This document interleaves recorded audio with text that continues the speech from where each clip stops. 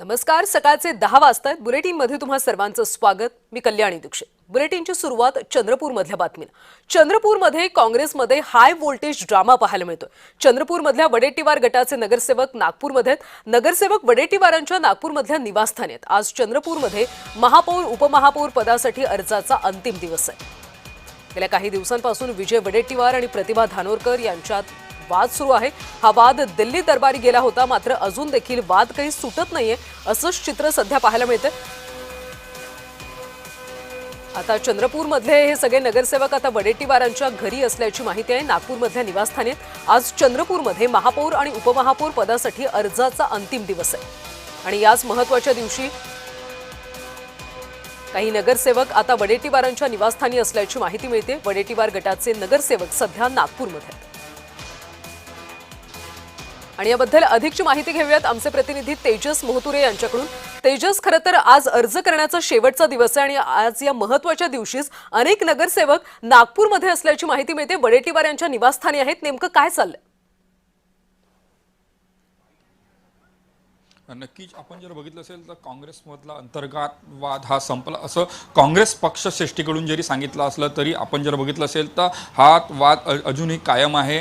आपण जर बघितलं असेल तर सकाळपासून जे आहे ते विजय वडेट्टीवार यांच्या घरी जे आहे ते नगरसेवक आलेले आहेत. सध्याच्या घडलेल्या मॅच त्यांच्या निवासस्थान समोर उभं आहे आणि बघू शकता की मोठी रीक जी आहे ते गाड्यांची या ठिकाणी आपल्याला दिसत आहे. एकूणच जर बघितलं असेल तर ज्या पद्धतीनं वडेट्टीवार यांच्या एका गटाने जे आहे ते गट नोंदणी संदर्भात जे आहेत नागपुरातील विभागीय आयुक्त कार्यालयात जे आहे ते अर्ज सादर केलं होतं. गट नोंदणीची प्रक्रिया जे साठी जे अर्ज केलं होतं, मात्र या संदर्भात जर बघितलं असेल तर आयुक्तांनी काही त्रुट्या काढल्या आणि आता त्रुट्या काढल्यामुळे जे आहे ते थेट जे आहेत नगरसेवक आता जे आहे ते मुंबई उच्च न्यायालयाच्या नागपूर खंडपीठात ह्या संपूर्ण याचिका दाखल केलेली आहे आणि त्यामुळे मोठा पेच जे आहे ते चंद्रपूरच्या राजकारणात निर्माण होताना दिसत आहे. आणि या संपूर्ण संदर्भानं जे आहेत ते संपूर्ण नगरसेवक आहेत ते विजय वडेट्टीवार यांच्या घरी नागपुरात आलेले आहे. 10 तारखेला महापौर पदाची जी आहे ते निवडणूक होणार आहे. कोण महापौर होणार याची निवडणूक होणार आहे. मात्र अजूनही जे बघितलं असेल तर सत्तेचा पेच तिथे कायम आहे. त्यामुळे अंतर्गत वादाच्या आवाट्यावर येण्याची जी आहे ती शक्यता आहे. काँग्रेसच्या पक्षश्रेष्ठीने सांगितलं आहे की महापौर हा जो आहे तो